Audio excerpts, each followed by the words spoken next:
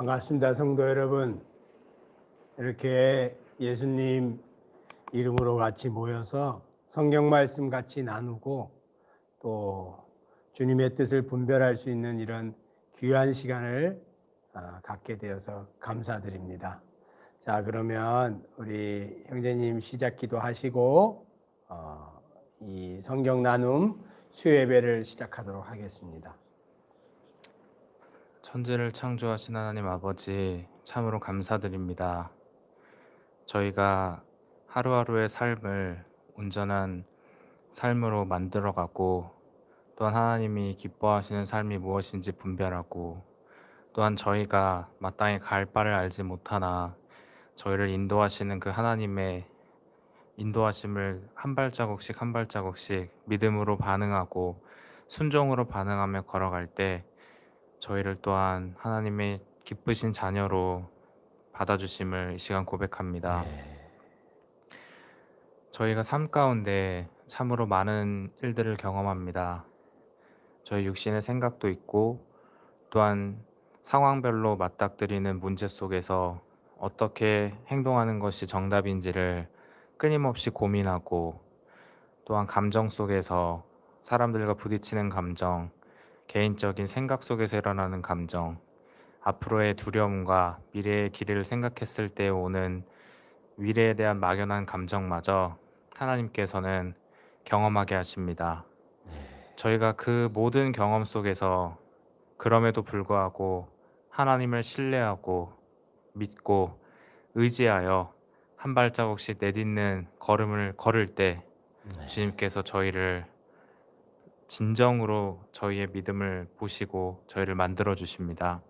또한 저희의 앞길을 책임져 주십니다.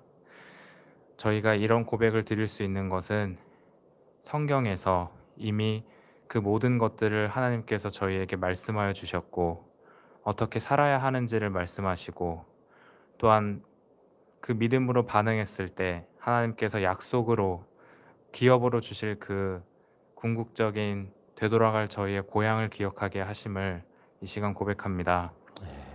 저희가 이 땅에 잠시 나그네처럼 머물다 가는 삶 속에서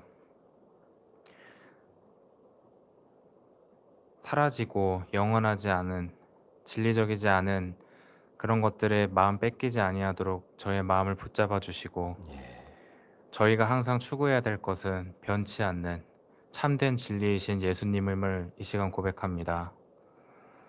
그렇게 저희가 예수님을 바라보고 또한 그 십자가의 길을 같이 지고 걸어갈 때 그것이 결코 험난하기만 한 길은 아니라는 것을 성경에서도 말씀하여 주시고 계십니다. 때로는 그 길이 예비된 고난과 험난한 길이 있을지라도 그것을 험난하게 느끼지 아니하는 것은 저희가 하나님에 대한 신뢰와 믿음으로 반응할 수 있기 때문입니다.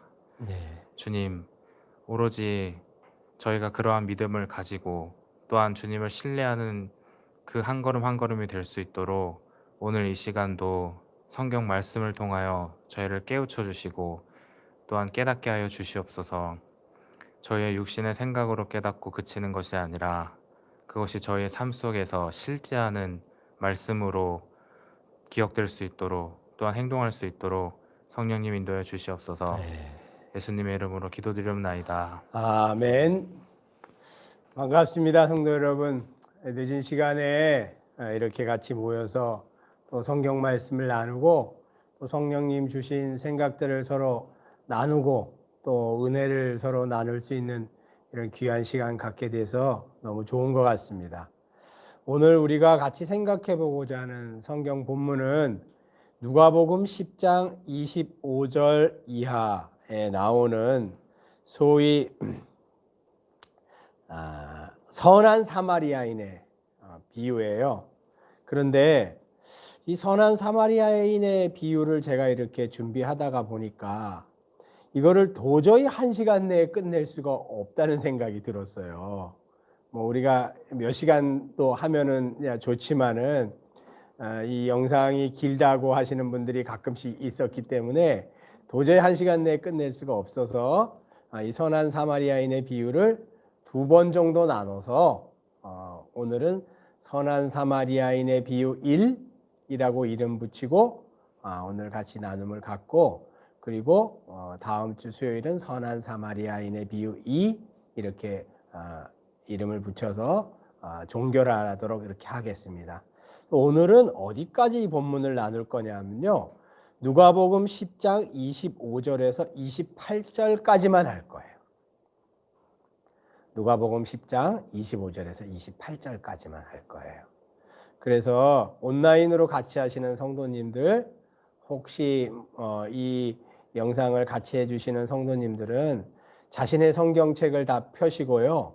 한 목소리로 우리 한번 천천히 한번 이 본문을 읽어봤으면 좋겠어요. 누가복음 10장 25절에서 28절까지 굉장히 짧은 본문이지만 우리한테 참 곤란한 질문을 몇 가지 던지는 본문이에요. 참 곤란하고 우리가 뭐라고 참 결론 내리기가 쉽지 않은 질문이 이 본문에 내재되어 있어요. 누가복음 10장 25절에서 28절까지의 본문이니까 같이 한번 읽어보겠습니다. 누가복음 10장 25절 말씀 시작. 어떤 율법 교사가 일어나 예수를 시험하여 이르되 선생님, 내가 무엇을 하여야 영생을 얻으리이까? 예수께서 이르시되 율법에 무엇이라 기록되었으며 너가 어떻게 읽느냐? 대답하여 이르되 내 마음을 다하며 목숨을 다하며 힘을 다하며 뜻을 다하여 주 너의 하나님을 사랑하고 또한 너의 이웃을 내 자신같이 사랑하라 하였나이다. 예수께서 이르시되 내 대답이 옳도다. 이를 행하라. 그러면 살리라 하시니. 우리가 이 본문을 읽어봤는데 이 본문을 읽어보면은 이 본문의 정황은 어떻게 진행되고 있나요? 어떤 율법 교사가 여기서 율법 교사라고 표현된 이 사람이 하는 일상적인 행위는 뭐냐면 구약 율법을 읽고 해석하고 적용하고 가르치는 것이 일인 사람이에요. 율법 교사, 뭐 서기관, 바리새인, 율법 교사 뭐 이렇게 표현하죠. 구약 율법을 읽고 해석하고 적용하는 것이 가르치는 것이 전부인 자신의 가장 중요한 일을 하는 사람이 이 표현이 참 재미있어요. 본문에 보면 율법 교사가 일어나 이렇게 표현하고 있네요. 일어나. 그래서 선생님이 이 본문을 읽다가 진짜로 이 사람이 일어났나 궁금해서 원문을 찾아보니까 진짜로 일어났어요. 그냥 이게 의도적인 표현이라는 거죠. 진짜로 앉은 자리에서 일어났다는 거예요. 일어나서 예수님을 시험하여 이르되 선생님, 그 다음에 하는 질문을 잘 보셔요. 선생님, 여기서 선생님은 랍비가 아니에요. 원문에 가보면 랍비라고 호칭이 돼 있지 않아요. 그냥 일상적인 호칭이에요. 그러니까 약간 그냥 선생님 이런 표현이에요. 존경심을 담아서 하는 호칭 아니에요. 선생님, 내가 무엇을 하여야 영생을 얻으리까? 라고 질문을 해요. 내가 무엇을 하여야 라는 이 원문의 표현은 어떻게 되어 있냐면 내가 무엇을 반드시 행해야 라는 뜻으로 되어 있어요. 무엇을 반드시 해야만 이런 뜻으로 되어 있어요. 우리 번역은 되게 두루뭉실하게 되어 있어서 그 본래의 뜻을 정확히 전달하지 못하고 있어요. 근데 본래의 뜻은 이 지금 율법 교사가 질문하고자 하는 질문의 본래 의도는 뭐냐면 내가 무엇을 반드시 행해야만 영생을 얻을 수 있겠습니까? 라는 뜻이에요. 근데 여러분 이 질문을 들었을 때 좀 이상한 느낌 안 드세요?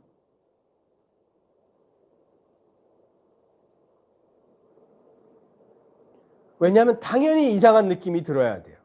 이 온라인으로 같이 하시는 공동체 교회 성도 여러분, 이 질문을 들었을 때 여러분 이상한 느낌 안 드세요?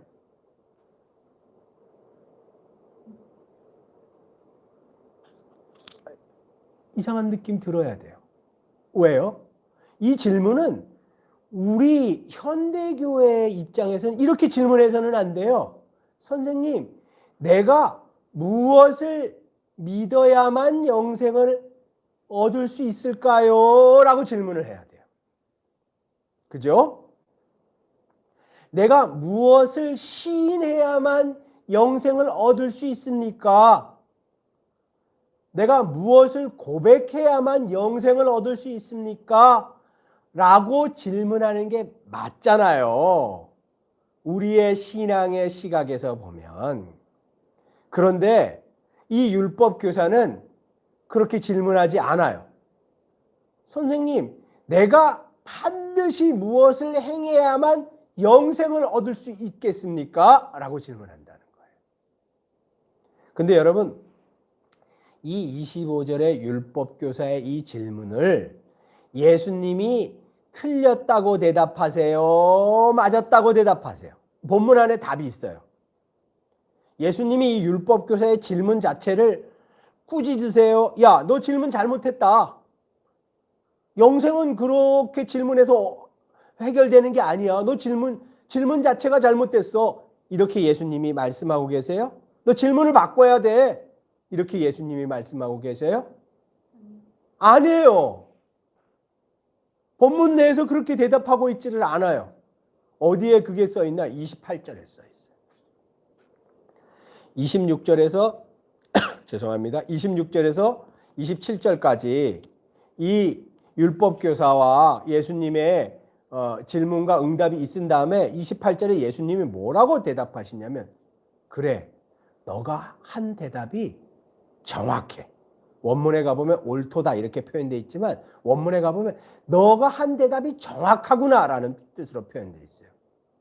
여기 27절에 지금 이 율법교사가 대답한 거거든요. 너가 한 대답이 정확하구나 라고 예수님이 그 질문이 잘못되지 않았다고 인정을 해주면서 그러면서 예수님의 대답도 우리를 엄청 곤란하게 만들어요. 뭐라고 대답하고 계시냐면 그것을 뭐라고요? 행하라. 행하라. 고 대답하고 있어요. 25절에 선생님 내가 무엇을 하여야만 무엇을 꼭 해야만 이라는 이 표현과 예수님이 28절에 너가 정확히 대답했어. 그런데 그거 아는 것만으로는 안 돼. 그렇게 대답 잘하는 것만으로는 안 돼. 그걸 시인하는 것만으로는 안 돼. 너가 아는 것을 반드시 행해야만 해.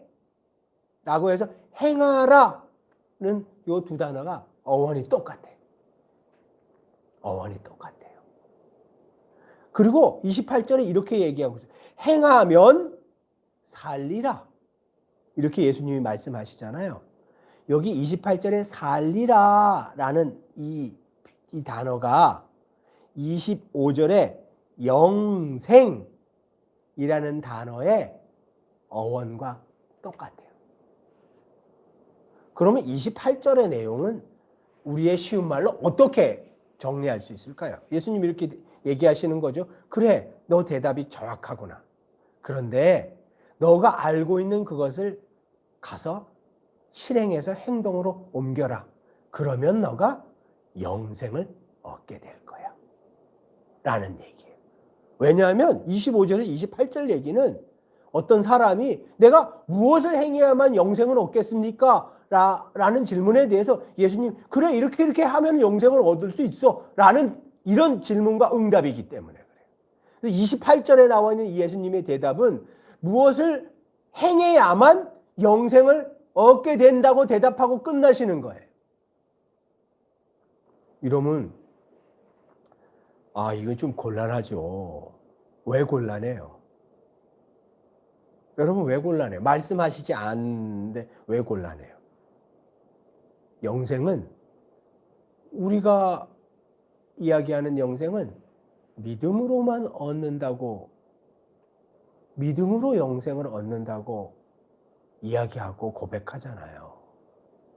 성경 구절에 믿음으로 영생을 얻겠다, 믿음으로 생명을 얻겠다는 성경 구절 분명히 있어요. 분명히 있어요. 그런데 예수님이 율법 교사가 무엇을 꼭 행해야만 영생을 얻을 수 있습니까? 라고 질문할 때 그래, 이러이러한 것을 꼭 행해야만 너가 살 수 있어, 영생을 얻을 수 있어, 이렇게 대답을 하신다는 거예요.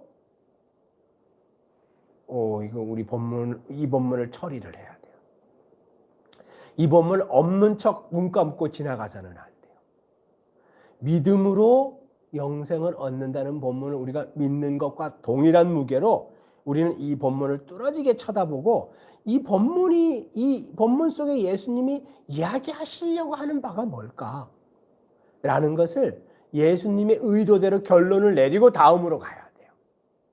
그래야지 뒤에 나온 선한 사마리아인의 비유도 잘 이해할 수 있어요. 자, 두 분 선생님이 던진 이 곤란한 질문 이해하셨죠? 네. 우리 공동체 교회 성도 여러분도 잘 이해하셨어요? 이 곤란한 질문을 잘 이해하셨기를 바라요. 자, 그럼 우리 다시 25절로 다시 돌아가 볼까요? 아까 우리가 맞닥뜨린 이 율법 교사의 이 질문의 내용은 어떤 의미에서 보면 굉장히 우리 현대 교회에서는 굉장히 충격적인 질문이에요. 이 질문을 아까 선생님이 말씀드렸지만 이 질문을 지금 우리가 무엇을 믿어야만 영생을 얻겠습니까? 라고 당연히 그렇게 이해하고 읽는단 말이에요. 이 본문을. 그런데 지금 이 누가복음 10장 본문의 뜻은 여기에 믿으라는 얘기는 단 한마디도 안 나오고 단 한마디도 안 나와요. 다 행하라. 행동하라. 라는 얘기들만 나온다는 거예요. 우리는 이걸 해결을 해야 돼요. 왜냐하면 이 문제가 영생이라는 하나님의 유업과 직결되어 있기 때문에 그래요. 곤란하죠. 곤란해요. 성경은 이렇게 우리를 곤란하게 만드는 부분이 참 많아요. 근데 우리가 이런 거를 그냥 우리가 알고 있는 교리적인 신학적인 어떤 선입견으로 그냥 해결하고 넘어가면 엄청 간단하고 쉬운 문제이지만 본문이 우리에게 설교하게 하겠다. 다른 의미로 얘기하면 본문이 말씀하시고자 하는 뜻을 그냥 우리가 여과 없이 듣겠다. 라는 마음으로 이 본문을 읽잖아요. 그러면 이 본문이 쉽게 읽히지가 않아요.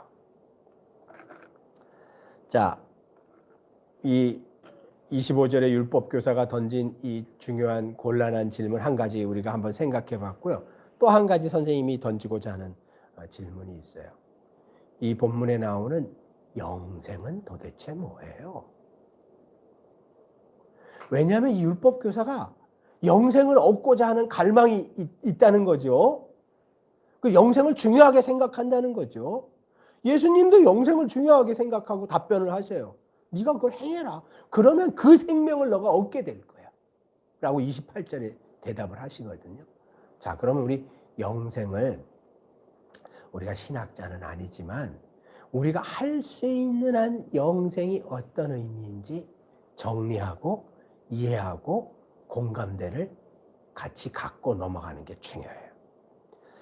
우리 두 청년께 제가 질문 던지고자 하는 게 영생이라는 단어를 들으면 뭐가 떠올라요? 정답을 원하는 거 아니에요.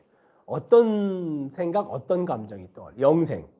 감정이요? 어떤 생각이 떠올라요? 영생하면. 영생하면 구원, 그리고 영원히 사는 것. 영원히 사는 것. 이 제일 먼저 떠오르고 어. 하나님 나라에서 살게 되는 것. 하나님 나라에서 살게 되는 것. 이 영생이라는 단어를 살펴보니까 선생님이 이 영생이라는 단어를 살펴보니까 두 가지의 뜻이 있어요. 이 영생이라는 이 헬라어 단어 자체가 갖고 있는 의미 자체가 두 가지가 있는데요. 하나는 지금 말씀하신 대로 영원한 생명이라는 이 뜻을 갖고 있어요. 또 하나는 지속되는 생명이라는 이 뜻을 갖고 있어요. 영원한 생명이라는 뜻과 지속되는 생명이라는 뜻을 갖고 있어요.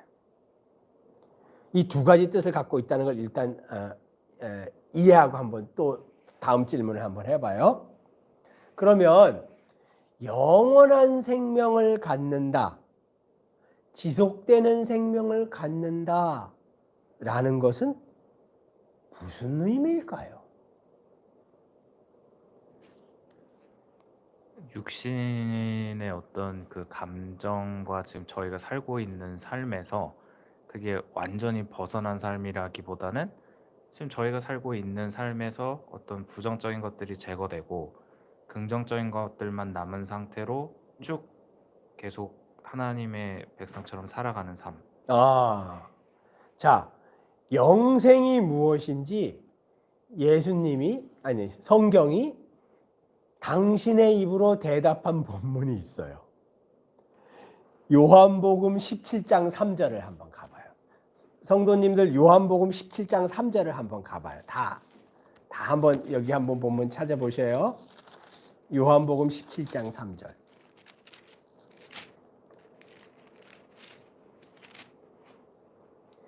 자, 우리 자매님이 2절, 3절을 천천히 한번 읽어 주실래요?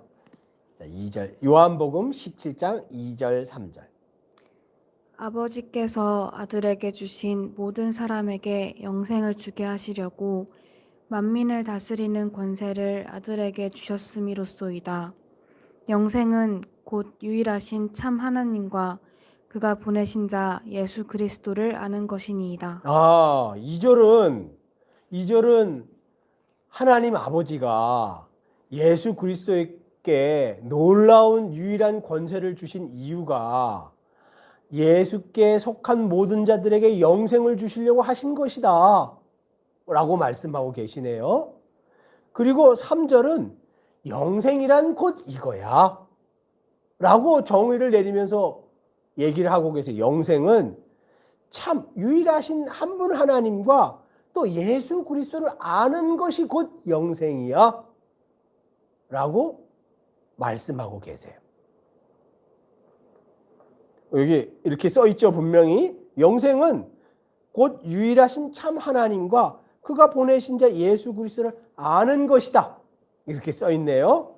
자, 그래서 아까 제가 영생이라는 단어가 영원한 생명이나 지속되는 생명이나 뭐 어떻게 번역이 되든 성경은 이렇게 대답하고 있다는 거예요. 간단히 얘기하면 영생은 하나님과 예수 그리스도를 아는 것, 그 자체를 영생이라고 지금 성경이 당신의 입으로 대답해 주고 있다는 거예요.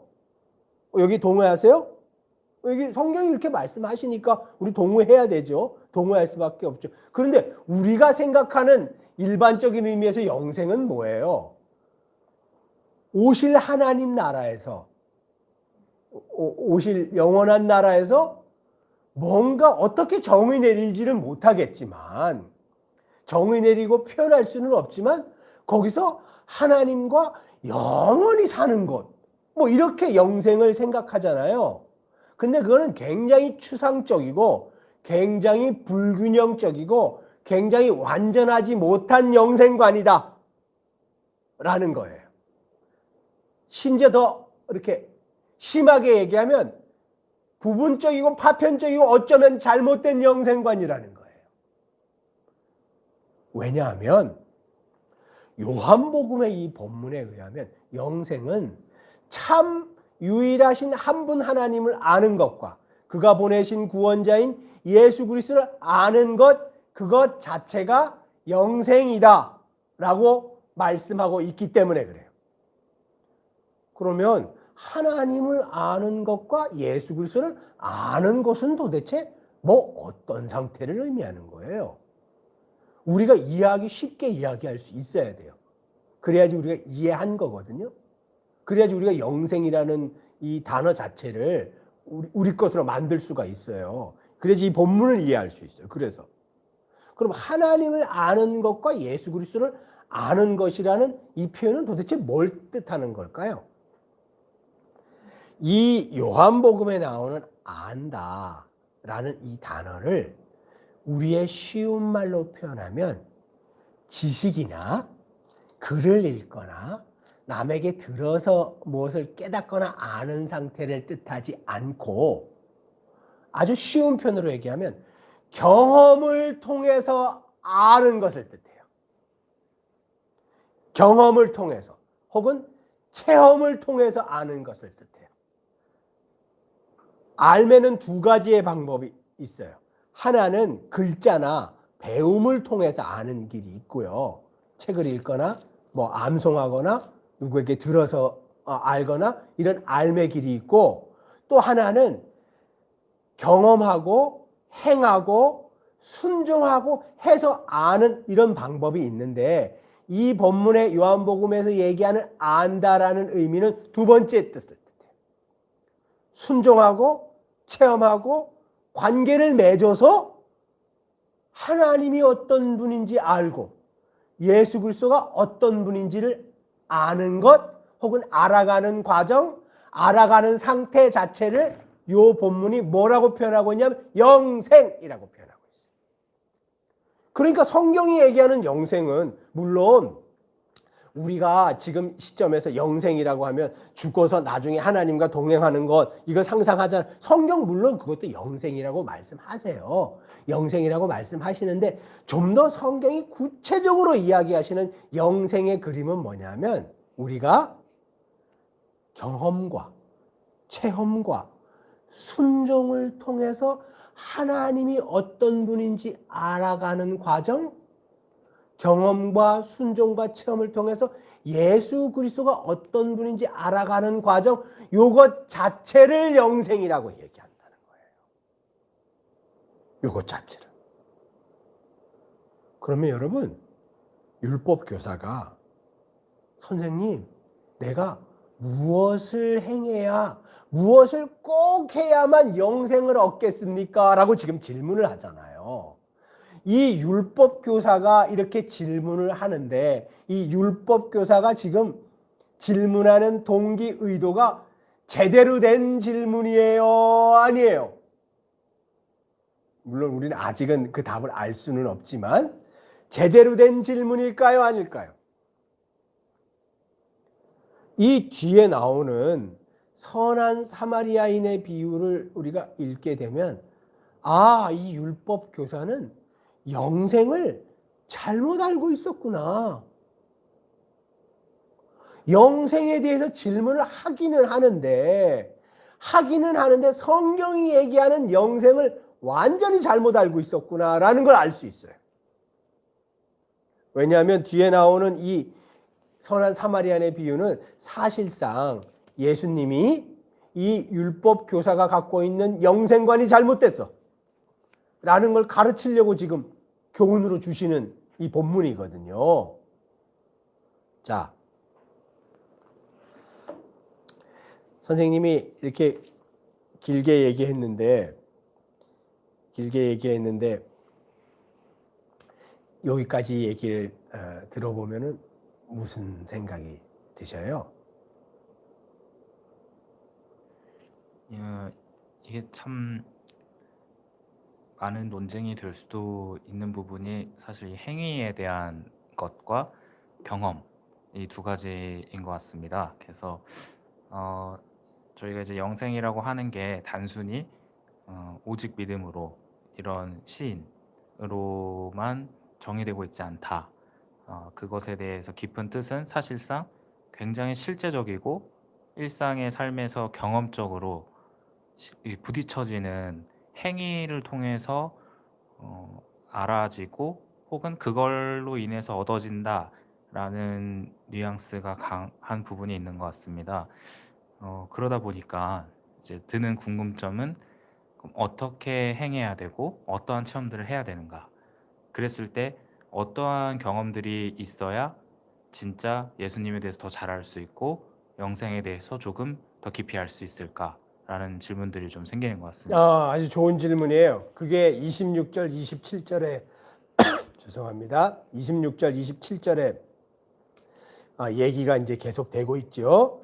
25절에 율법 교사가 내가 도대체 무엇을 꼭, 이분 질문이 맞다고 예수님이 인정하셨다고 제가 계속 강조하죠. 내가 무엇을 꼭 행해야만 영생을 얻겠습니까? 이거를 우리가 지금까지 한 이해로 이렇게 풀어서 다시 한번 설명하면 어떻게 설명할 수 있을까요? 내가 무엇을 꼭 순종하고 꼭 행할 때 하나님, 예수님을 더 깊이 잘 알아갈 수 있을까요? 뭐 이런 질문으로 바꿀 수 있잖아요. 그러니까 이제 예수님이 이렇게 26절에 이렇게 대답을 하세요. 예수께서 이르시되 율법에 뭐라고 기록되어 있냐? 그리고 너가 그걸 어떻게 읽느냐? 이거를 원문에 가서 읽어보니까 예수님이 대답하시되 율법에 무엇이라고 기록되어 있느냐? 그리고 너가 그것을 어떻게 읽고 이해하느냐라는 뜻으로 기록되어 있어요. 그러니까 이 율법 교사가 이렇게 대답을 하죠. 구약에 있는 쉐마 율법과 민수기에 있는 본문을 섞어서 이분이 대답을 해요. 너 마음을 다하며 목숨을 다하며 힘을 다하며 뜻을 다하여 하나님을 사랑하라. 또한 너 이웃을 너 자신과 같이 사랑하라. 이렇게 대답을 해요. 27절에 지금 우리 청년 회원이 질문을 하셨잖아요. 율법 교사가 내가 무엇을 반드시 행해야만 영원한 생명을 누릴 수 있겠습니까? 라고 예수님께 질문하니까 예수님이 그래 너가 어떻게 읽고 어떻게 이해하는 너 율법 교사니까 어떻게 읽고 어떻게 이해했는지 한번 대답해 보라. 이렇게 예수님이 역질문을 하시는 거예요. 그러니까 율법 교사가 27절에 온 전심을 다해서 하나님을 사랑하고 내 이웃을 나의 몸처럼 사랑하는 것 그것을 행해야만 합니다. 라고 27절에 대답을 하는 거죠. 그러니까 28절에 예수님이 너 대답 잘했다. 그 대답 정답이야. 라고 말씀하세요. 너 대답이 옳구나. 옳다. 그런데 그거 대답자라고 알고 있고 깨달은 것만으로는 안 되고 그것을 가서 실행해서 옮겨라. 행해라. 그러면 너가 원하는 영생을 누리게 될 거야. 라는 것이 이 짧은 본문의 읽기거든요. 그러니까 우리 청년 회원이 질문하신 것처럼 그러면 이 본문 내에서는 영생을 누리거나 얻으려면 두 가지를 해야 된다는 거잖아요. 예수님도 그 대답이 맞다 그랬고 사실상 맞다고 인정하시는 건 예수님의 대답이나 마찬가지라는 뜻이에요. 하나는 온 전심과 온 생을 들여서 하나님을 사랑하고 또 하나는 너 이웃 인간을 그렇게 또 사랑하라. 하나님 사랑과 인간 사랑이 아는 것, 깨달은 것, 감탄하는 것 말고 그렇게 행할 때에만 영생을 얻을 거야. 얻는다. 라고 예수님이 대답하신다는 거예요. 자, 무엇을 행해야 합니까? 무엇을 행해야 영생을 얻습니까에 대해서 예수님은 정확히 답변을 하셨어요.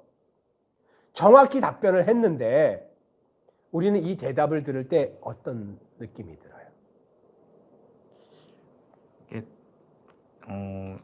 사랑이라는 말을 표현이 되어 있는데 이 정의가 좀 잘 안 와닿는 느낌이 드는 것 같습니다. 그래서 하나님을 사랑한다라고 하는 게 저희가 어떤 무슨 이렇게 좋은 감정, 그러니까 혹은 인간적인 그 사랑의 감정, 그걸로 하나님을 흠모하라 혹은 연모하라라는 건지, 그게 첫 번째로 좀 걸리고 내 이웃을 또 내 자신같이 사랑하라라고 되어 있는데 저희가 요즘 현대인들은 사실 자기 자신을 사랑하지 않는 게 더 많다고 생각을 하거든요.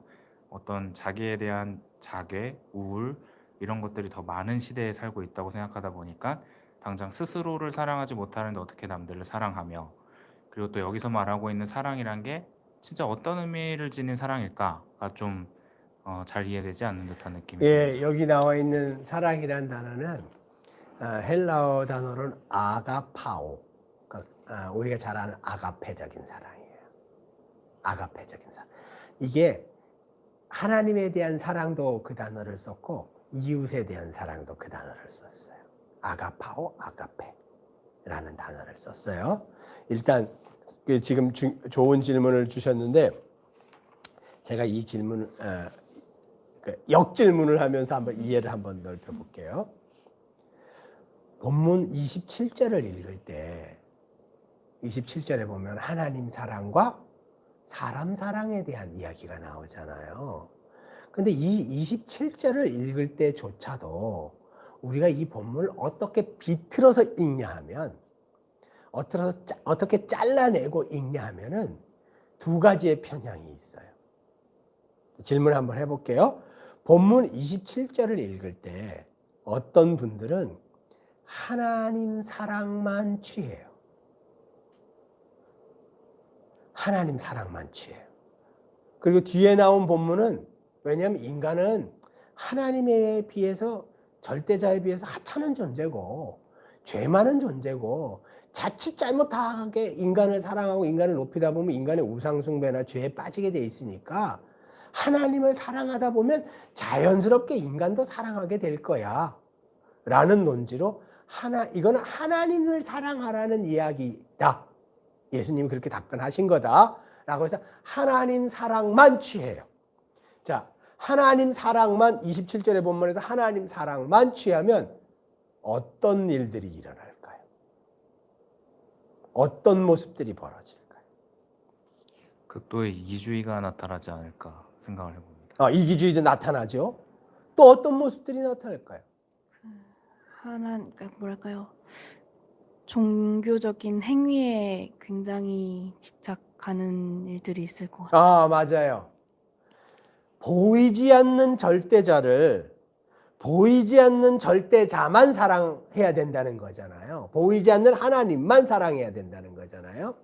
우리는 피조물이고 유한한 존재고 하나님은 보이지 않고 어디에도 가둘 수 없는 이 세상 모든 곳에 편재하는 분이잖아요.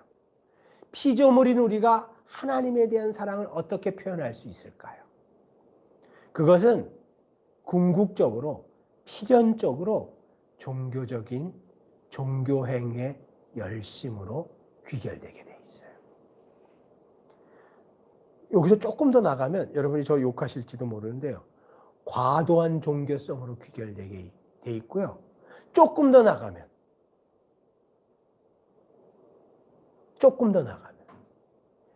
인간 자체가 없는 신앙과 종교로 귀결되게 돼 있어요. 그래서 지금 우리 청년 회원이 말씀하신 것처럼 사람을 희생하고 사람을 소모품으로 여기는 신앙 있잖아요. 인간 자체가 의미가 사라진 신앙. 이것을 하나님만 사랑하라고 본문을 읽으면 자칫 잘못하면 이런 함정에 빠질 수 있어요. 자칫 잘못하면. 자, 또 다른 편향이 있을 수 있죠. 27절에 있는 본문을 어떤 분은 사람 사랑만 취해요. 사람 사랑만 취하면 어떤 모습이 나타날까요?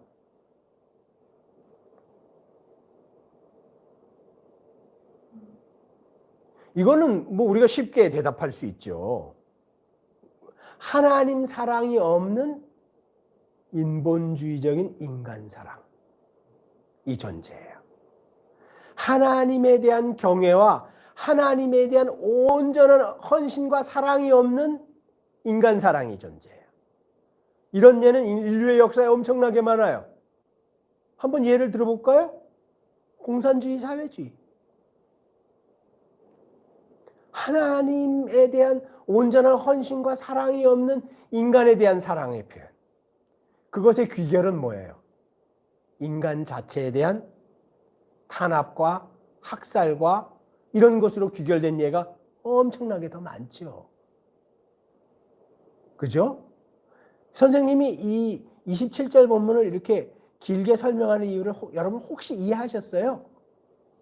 이 27절에 하나님을 사랑하는 것과 인간을 사랑하는 것은 1번 순종 항목, 2번 순종 항목이라고 분리되어 있는 것이 아니고 하나님을 사랑하는 것과 인간을 사랑하는 것은 뗄래야 뗄 수 없는 동전의 앞뒷면처럼 딱 붙어 있다는 거예요.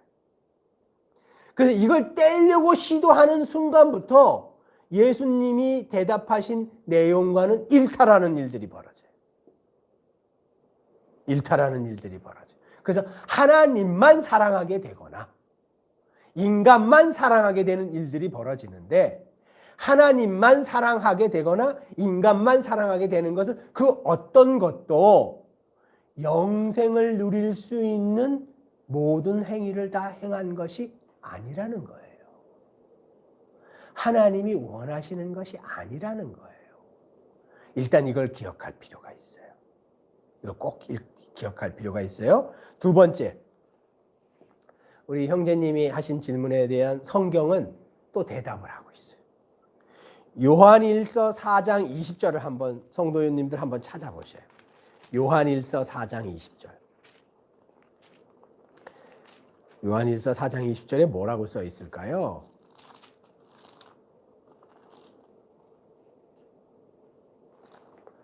찾으셨어요?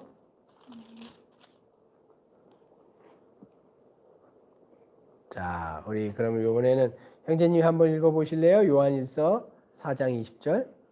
누구든지 하나님을 사랑하노라 하고 그 형제를 미워하면 이는 거짓말하는 자니 보는 바 그 형제를 사랑하지 아니하는 자는 보지 못하는 바 하나님을 사랑할 수 없느니라. 아까 그런 질문 하셨잖아요. 보이지 않는 하나님을 어떻게 사랑할 수 있습니까? 하나님을 사랑한다는 것이 과연 무슨 뜻입니까? 이렇게 질문하셨잖아요. 성경은 거기에 대해서 정확히 답변하고 있어요. 뭐라고 답변하고 있나요? 너희들이 보이지 않는 하나님을 사랑하는 방법은 보이는 형제를 사랑하는 거야. 보이는 사람을 사랑하지 않는데 하나님을 사랑한다고 하는 것은 그 앞절에 뭐라고 나와 있나요? 다 거짓말이야 라고 얘기해요. 거짓말이라고 분명히 표현하고 있잖아요. 거짓말쟁이야 라고 표현하고 있거든요. 사람을 사랑하지 않는데 하나님을 사랑한다고 하는 것, 그 거짓말이야 라고 분명히 표현하고 있어요. 그러니까 여러분, 이 27절의 본문을 우리는 그럼 좀 더 이해할 수 있겠죠? 이것은 어떻게 우리가 읽을 수 있을까요? 보이는 형제나 자매나 사람을 사랑함으로 하나님을 사랑하게 되는 것, 이렇게 표현할 수 있어요. 그렇게 될 때, 그것을 행할 때, 그 행하는 사람은 영생을 누리게 된다 라는 것이 예수님의 답이잖아요. 이걸 좀 더 간단하게 얘기하면 어떻게 간단하게 얘기할 수 있을까요? 사람을 사랑할 때만 그 사람은 영생을 누리게 된다는 거예요. 사람을 사랑하면 자연스럽게 하나님을 사랑하는 게 된다는 거예요. 그러면 저한테 집사님, 형제님, 사람을 사랑하면 다 되는 거예요? 이렇게 질문하실 수 있어요. 그러면 모든 신학적인 장벽을 다 넘어갈 수 있는 거예요? 이렇게 질문하실 수 있어요. 정말로 예수님이 던지는 모든 짐이 한꺼번에 해결되는 거예요? 이렇게 질문하실 수 있어요. 저한테 개인적으로 질문하실 수 있는데 저의 개인적인 답은 뭐냐면 yes예요. yes. 사람을 온전히 사랑한다면 복음이 던지는 모든 답에 대한 정답을 행하는 거예요. 예수님이 던지는 답에 대한 예 하는 순종이에요. 사람에 대한 사랑은. 그러면 어떤 분은 반격할지도 몰라요.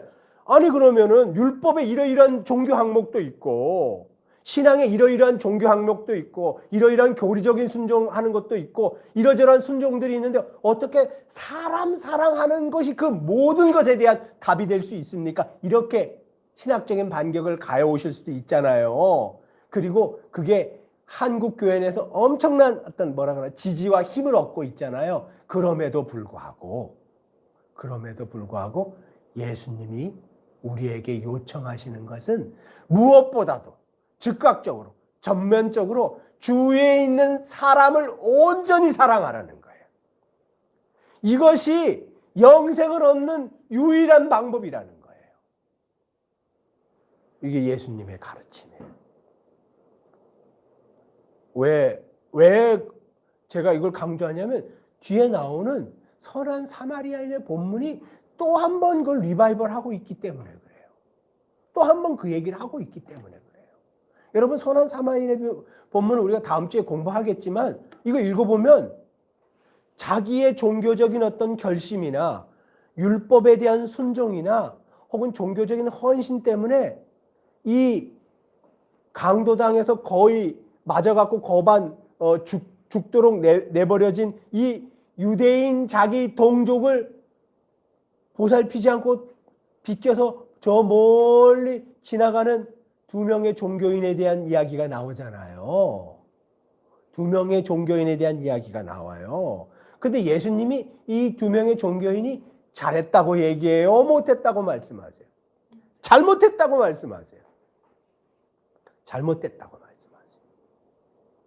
그런데 정작 유대인들이 정말로 여호와를 못 섬기는구나. 저건 완전히 혼합된 이방 종교를 믿는 정말로 상종 못할 종자들이구나 라고 생각한 사마리아인이 자기 이웃에게 선하게 행동하는 걸 예수님은 적극적으로 지지찬동하시는 거예요. 적극적으로 칭찬해 주세요. 적극적으로 인정해 주세요. 그가 한 행동은 어떤 종교적인 행위도 들어가 있지를 않아요.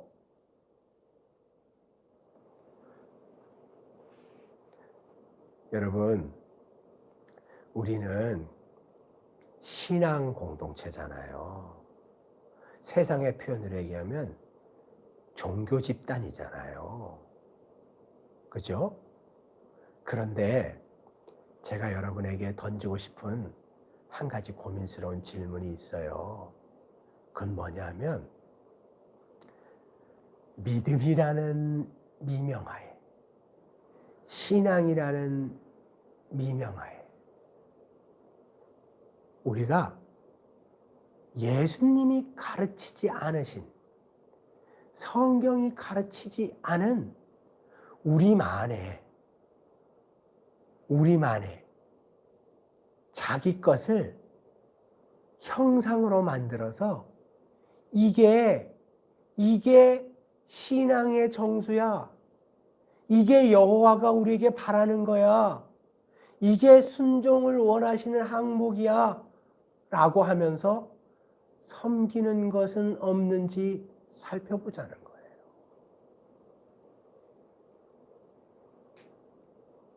그렇게 하면서 자기 만족 얻고 있는 건 없는지 살펴보자는 거예요. 왜냐하면 오늘 본문이 굉장히 곤란한 질문을 던지기 때문에 그래요. 아까 제가 서두에 이런 말씀 드렸잖아요. 그 율법 교사가 내가 무엇을 믿어야만 영생을 얻겠습니까? 라고 질문을 하지 않고 내가 무엇을 반드시 행해야만 영생을 얻겠습니까? 라고 질문을 한다는 거예요. 그런데 거기에 대해서 예수님이 하나님을 사랑하고 이웃을 사랑하라고, 인간을 사랑하라, 이렇게 대답하신다는 거죠. 그리고 성경의 다른 본문에 보면 너희가 곁에 있는 눈에 보이는 사람을 사랑하지 않는데 어떻게 하나님을 사랑한다고 말할 수 있냐? 그건 거짓말이다 라고 우리에게 가르치고 있다는 거죠. 그러면 이 예수님의 이 대답 본문은 뭐냐면 결국 눈에 보이는 사람을 사랑하라는 거예요. 눈에 보이는 사람을 사랑하는 것이 곧 영생을 얻는 전제 조건이라는 거예요. 영생을 누리는 전제 조건이라는 거예요. 그런데 우리 신앙 공동체들은 사람을 사랑하는 것은 믿는 것, 고백하는 것보다 훨씬 작은 어떤 항목이라고 생각하고 있어요. 이건 해도 되고 안 해도 되는 거예요. 이건 우리가 얻는 중생, 영생, 거듭남에 아무런 영향을 못 끼친다고 생각하는 거예요. 그런데 우리의 이런 생각들은 이 본문과 진짜 충돌하잖아요. 이 본문과 맞지를 않아요. 자, 이 온라인 방송을 듣는 성도 여러분, 제가 이렇게 엉뚱하고 뜬금없는 질문을 여러분에게 던졌는데 여러분은 제 질문에 대한 답을 어떻게 해결하실 거예요?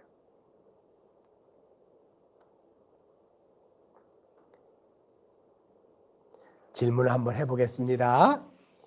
성도님들 한번 제 질문을 들어보세요. 누가복음 10장 25절에 율법교사의 질문 내용을 자세히 들여다봅시다.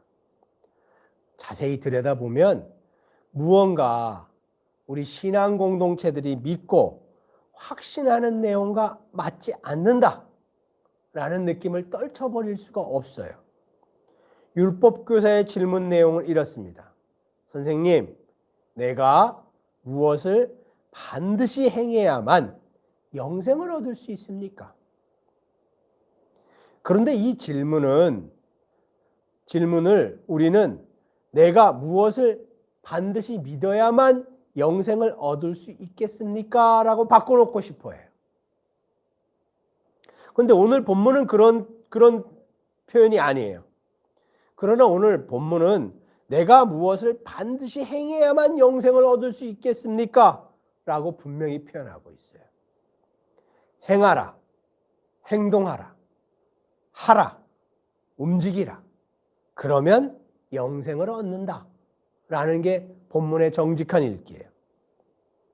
이런 읽기가 옳다는 것을 본문은 자신의 증빙 구절로 맞다고 증명하고 있어요. 28절에 예수님이 그렇게 답을 하고 있기 때문에 그래요. 28절에 예수께서 그에게 말씀하셨다. 너의 대답이 옳구나. 그대로 행하라. 그러면 살아날 것이다. 영생을 얻게 될 것이다. 라고 대답하고 있다는 거예요. 28절에 그러면 살게 될 것이다. 라는 여기서 살다 라는 단어의 어원은 영생의 생명이라는 단어의 어원과 똑같아요. 간단히 말하면 28절은 그래, 너의 대답이 맞다. 그대로 행하라. 그러면 너가 영생을 얻을 것이다. 라는 뜻이라는 거예요. 이 본문에서 질문자도 대답하시는 예수님도 무엇을 믿어야, 무엇을 인정해야, 무엇을 고백해야 영생을 얻게 된다라고 이야기하고 있지 않고 오직 무엇을 행해야만 영생을 얻게 되는가에 대해서 서로 이야기를 나누고 있다는 거예요. 즉 여러분, 곤란한 질문을 던지는 거예요. 행함과 영생의 관계에 대해서 이야기를 나누고 계셔요. 믿음과 영생에 대해서 이야기하고 있지 않고 믿음으로, 고백으로, 인정으로 영생을 얻지 못한다. 오직 하나님을 사랑하고 이웃을 내 몸같이 사랑하는 그 행함으로만 영생을 얻게 된다. 라고 이 본문이 결론을 내리고 있기 때문에 그래요. 자, 여러분, 이런 예수님의 대답을 들으면서 무슨 생각이 드세요? 행함, 순종은 우리가 지금까지 고집하는 것처럼 진짜 영생과 아무런 상관이 없는 것입니까? 정말 믿기만 하면 영생을 얻게 되는 것입니까? 자, 이게 제 질문인데 여러분 생각이 어떠세요? 대답하시기 곤란하시죠? 네, 분명히 예수님은 그러니까 믿으면 저절로 행위가 따를 수밖에 없다 이렇게까지는 생각을 해왔었는데 행위 자체도 굉장히 강조하시는 걸 이 본문에서 볼 수 있는 것 같아요. 네, 예, 예. 제가 이제 많은 삶을 산 건 아니지만 이제 이런 행위에 대한 고민을 할 때 가장 들었던 게 첫 번째가 이런 거였던 것 같습니다. 이거를 행하는 게 정말 맞는가? 근데 이제 그 마음에는 두 가지가 있었던 것 같습니다. 첫 번째로는 아, 우리 육체의 연약함을 아시는데 이런 걸 하라고 시키실까? 이런 행위를 하라고 정말 하나님이 원하실까에 대한 걸로 자기 방어선을 어느 정도는 만드는 것 같고요. 두 번째로는 이렇게까지는 안 해도 된다. 이렇게 안 해도 천국에 갈 수 있다. 혹은 어차피 약간 이거는 구원은 받았는데 내가 행위적으로 무언가를 하는 거 옳다. 옳지만 선택할 수 있는 영역이다. 그러니까 그런 것들을 선택하지 않는다 해서 뭐 나의 구원에 영향은 없고 그냥 어떤 갔을 때 상급이 더 많냐 적냐의 문제로 생각하는 경향들이 굉장히 많은 거를 좀 봤었거든요. 여러분 제가 이렇게 두 분 얘기를 들으면서 되게 재미난 질문 한 가지 던져볼게요. 성도님들께도 질문 한번 던져볼 테니까 한번 솔직히 대답을 해보세요. 성도님들, 두 청년 여러분, 여러분 영생을 얻고 싶어요? 아니 솔직히 대답해 보세요. 이 화면, 이 동영상에 같이 하시는 성도님들, 여러분 영생을 얻고 싶어요? 영생을 꼭 내 것으로 하고 싶으세요? 네. 왜요? 하나님이 아까 영생이 뭐라고 제가 말씀드렸어요. 하나님과 예수님을 경험하는 거. 하나님과 예수님을 경험하는 것. 그걸 요새 시대의 쉬운 말로 바꿔서 얘기하면 어떻게 표현할 수 있어요? 하나님의 통치에 내가 순종하는 것. 하나님의 뜻에 내가 순종하는 것. 언제요? 지금 삶에서. 지금의 현실의 삶에서 하나님의 뜻에 내가 내 뜻을 꺾어서 순종하는 것. 그래서 하나님이 어떤 분인지를 체험하고 알아가는 것. 이것이 영생인데 여러분 정말로 이걸 원하세요? 네. 예, 아주 담대하게 대답하셨는데 감사해요. 여기 진심이길 바래요. 그 대답은 이런 뜻이잖아요. 나는 죽고 나는 아무것도 없고 현실의 삶에서 온전히 하나님을 경험하고 하나님께 순종의 열매만 드리겠어요 라는 얘기잖아요. 그죠?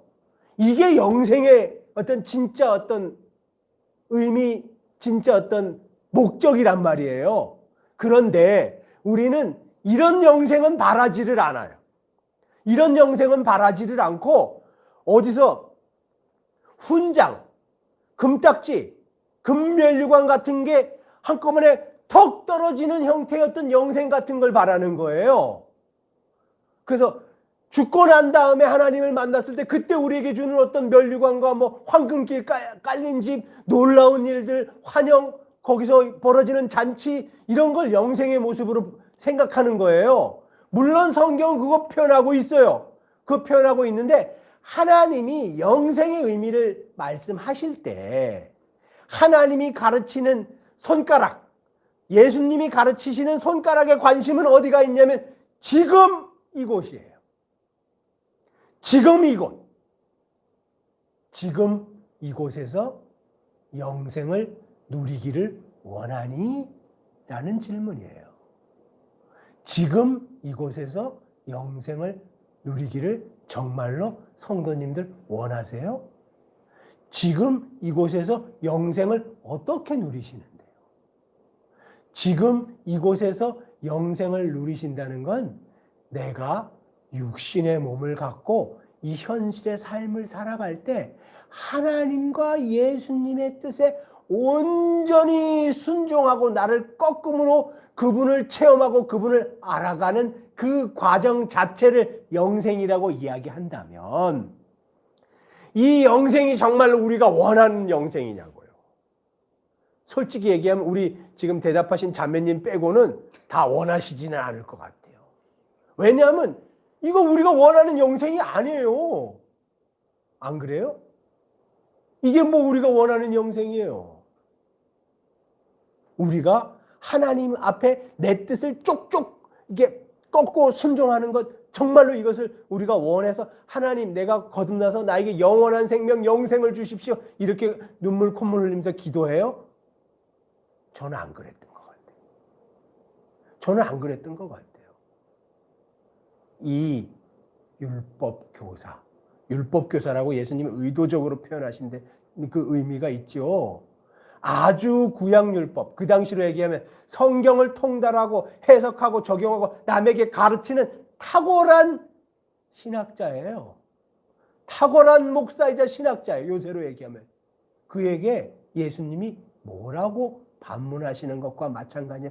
너가 생각하고 요구하고 알고 있는 영생 그거 가짜야 라고 얘기하시는 거예요. 내가 그런 거 약속하지 않아요 라고 얘기하시는 거예요.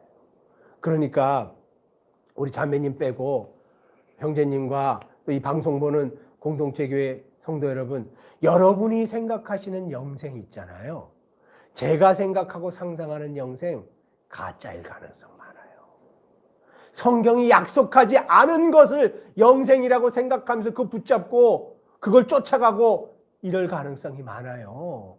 성경이 약속하신 그 영생은 어떤 모습이냐면 예수의 영이 나에게 임해서 이 육신의 삶을 살아갈 때 지금 이곳에서 내가 내 본성대로 살아가는 게 아니고 하나님의 뜻에 순종함으로 하나님을 높이고 경험하고 하나님과 관계를 갖고 살아가는 것을 기뻐하고 즐거워하는 이런 상태.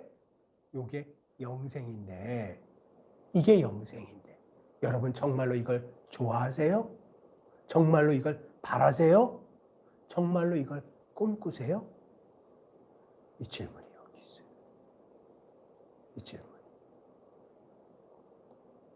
우리가 바라는 게 다른 모습의 가짜 영생이라는 거예요. 자, 선생님이 여기까지 얘기했는데 여러분 어떻게 생각해요?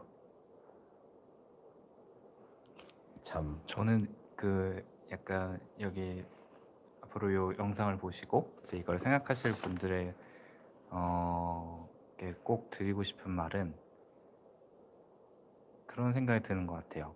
결국은 하나님께서, 그러니까 저희는 때로는 그런 결단이나 의지를 저희 스스로가 한다고 생각할 때가 되게 많은 것 같아요. 근데 저는 그것도 중요하다고 생각을 해요. 본인의 결단과 그 결정적인 순간에 선택지가 눈앞에 있을 때 반드시 선택해야 되고, 그걸 유보한다고 해서 그 선택이 끝나는 게 아니라 또 몇 년 뒤에 다시 찾아올 거고 또 몇 년 뒤에 다시 찾아올 거라고 생각을 해요. 그렇지만 그 선택을 할 수 있게끔 분명 하나님께서 그 인생을 이끌어 가실 거라고 생각을 해요. 지금 그 선택 못 한다고 나중에도 그 선택 못 할 거라고 생각은 하지 않고, 그 선택을 결국은 할 수밖에 없게끔 하나님이 상황을 몰고 가시고 환경을 바꿔 가시고 그렇게 하나님의 자녀에 대한 확증을 주신다고 생각도 하는데, 근데 그런 생각을 가지면 동시에 또 반대적으로 드는 거는 알아서 하나님이 하시겠지 하고서는 이렇게 무관의 상태가 되는 거, 아무것도 하지 않고 그냥 기도만 드리고 자기가 실천하지 않는 그러한 모습들도 동시에 빠지게 되는 것 같아요. 그래서 근데 저는 이 사이에서 균형을 잡는 게 굉장히 중요하다는 생각을 하고요. 그리고 지금 말씀하신 걸 들으면서 제가 든 생각은 뭐냐면, 어떤 면에서 보면 성도님들, 저도 평범한 한 사람의 그리스도인이잖아요. 제 생각이 틀릴 수도 있고, 그러니까 그냥 제 생각을 말씀드리는 거예요. 어떤 면에서 보면 예수님을 믿고 쫓아가는 삶은 우리가 생각한 것보다 굉장히 단순해요. 우리가 생각한 것보다 너무너무 단순해요. 정리하자면. 오늘 본문의 문맥에서 정리하자면 어떻게 정리할 수 있나요? 딱 하나로 정리할 수 있어요. 어떻게 정리할 수 있을까요? 사람 사랑, 인간 사랑, 인간 사랑으로 정리할 수 있어요. 사람 사랑으로 정리할 수 있어요. 만약에 기독교 공동체가, 그리스도인이 사람을 존중하지 않고 인간을 존중하지 않고 인간을 사랑하지 않아요. 근데 그것도 하나님의 이름을 걸고 인간을 사랑하지 않아요. 하나님의 의를 내세워서 인간을 사랑하지 않아요. 그런 경우 많죠. 많아요. 하나님의 뜻이라고 하면서 인간을 사랑하지 않아요. 이런 경우 많죠. 이거 전 좀 이상하다고 생각해요. 이거 전 잘못됐다고 생각해요. 정말로 잘못됐다고 생각해요. 하나님의 뜻이라고 하면서 사람을 사랑하지 않는 분들의 주장은 뭐냐면 그것이 하나님의 뜻이고 그것이 옳기 때문에 라고 말씀을 하세요. 근데 오늘 본문은 뭐라고 말씀하고 계세요? 보이는 형제를 사랑하지 않는데 너가 어떻게 하나님을 사랑한다고 말할 수 있어? 그건 거짓말이야. 라고 말씀하고 계세요. 주위에 있는 사람을 사랑하지 않는데 어떻게 보이지 않는 하나님을 사랑해요? 그분께 헌금을 드림으로 사랑해요? 금식 기도를 함으로 사랑해요? 찬양을 올림으로 사랑해요? 뭐 어떻게 그분을 사랑할 수 있어요? 카톨릭에서 하는 것처럼 뭐 이렇게 사기 그릇 위에 맨발로 막 걸으면서 발에 찔리고 자신을 채찍으로 내리치고 피를 흘리고 이러면서 하나님에 대한 사랑을 표현할 거예요? 어떻게 그분에 대한 사랑을 표현할 거예요? 어떻게? 그래서 이 본문이 우리에게 던지는 이 고민은 아주 깊어요. 왜냐하면 기독교 공동체는 그리스도인은 너나 나나 할 것 없이 50보 100보의 입장에서 이 율법 교사가 갖고 있는 영생관을 다 갖고 있고요. 너나 나나 할 것 없이. 그리고 이 율법 교사가 빠져 있는 함정에 거의 다 빠져 있어요. 그래서 실제로 하나님이 지금 이곳에서 우리와 함께 하시고자 하는 그 복을 못 누리고 있는 거예요. 기독교 공동체가 못 누리고 있어요. 그리스도인이 못 누리고 있어요. 근데 하나님이 이곳에서 우리들과 함께 하시겠다는 그 통로가 뭐라고 이 본문은 이야기하고 있나요? 사람 사랑. 사람을 사랑하는 것으로서 이곳에서 하나님이 우리와 관계를 맺고 역사하고 우리 속에서 순종의 열매를 받으시고 우리를 통치하시기를 원하신다라는 이 본문의 가르침을 우리는 요만큼도 이곳에서 경험을 못해요. 복을 못 누리는 거예요. 그러면서 나중에 죽어서 어떻게 되는 그 세상에서 하나님이 우리에게 주시고자 하는 그 뭐라고 정확히 정의할 수도 없는, 뭐라고 표현할 수도 없는 그것을 영생이라고 하면서 이 땅에서는 어떻게 살아가요? 종교적인 열심만 죽어라고 행하고 사람은 싫어해. 사람은 미워해. 이렇게 하면서 죽은 다음에 나한테 무슨 대가가 있겠지? 이렇게 살아가는 게 우리의 삶 아니에요? 이게 우리의 삶이에요. 그런데 이거 잘못된 거다 라고 본문이 말씀하고 있다는 거예요. 그러니 여러분 이걸 한번 생각해보고 참 영생이란 뭘까? 내가 정말로 그 영생을 누리는 자인가? 행함과 영생은 어떤 관계가 있는가? 하나님 사랑과 사람 사랑은 얼마나 불가분의 관계가 있는가? 사람을 먼저 사랑하지 않으면 결코 하나님을 사랑할 수 없다는 이 성경의 가르침이 말씀하시는 뜻은 뭔가? 하나님을 사랑하는 자는 필연적으로 사람을 사랑하는 자리로 나아간다는 이 성경의 가르침이 말씀하시는 바는 뭔가? 왜 예수님은 무엇을 믿어야만 영생에 도달한다고 하지 않고 무엇을 행해야만 영생에 도달한다고 말씀하고 계시는가?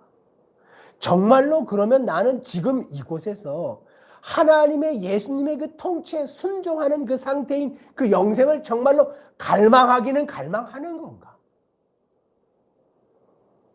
라는 걸 한번 생각해보는 시간을 가졌으면 좋겠어요. 성도님들, 정말로 우리가 영생을 얻기를 원해요? 그걸 갈망해요?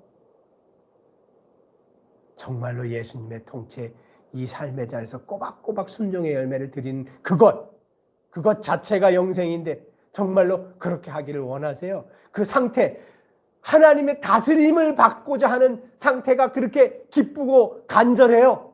여러분 마음속에 간절해요. 그게 영생인데. 그런 소원이 여러분 속에 있어요?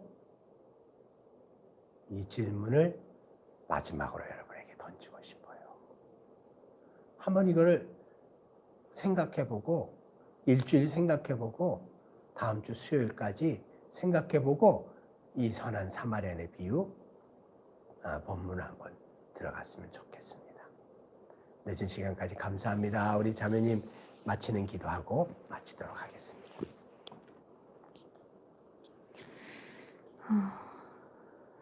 사랑이 많으신 하나님 아버지, 오늘도 이렇게 하나님의 말씀을 한 번 더 묵상하고 또 고민하고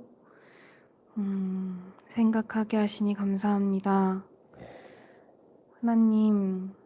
하나님께서 저희에게 끊임없이 사랑한다고 말씀해 주신 것 같이 하나님은 하나님을 사랑하고 또 저희 옆에 있는 저희가 바라보고 있는 사람을 사랑하라고 말씀하십니다.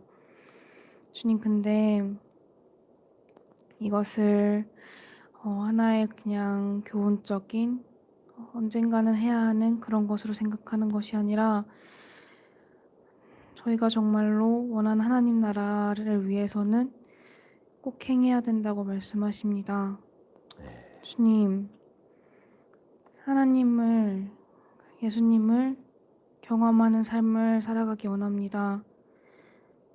저희가 정말로 주변에 있는 사람들을 사랑하기 위해 그것을 구할 때 하나님의 사랑이 더욱더 커지고 하나님을 더욱더 강하게 경험할 수 있을 것이라 생각합니다.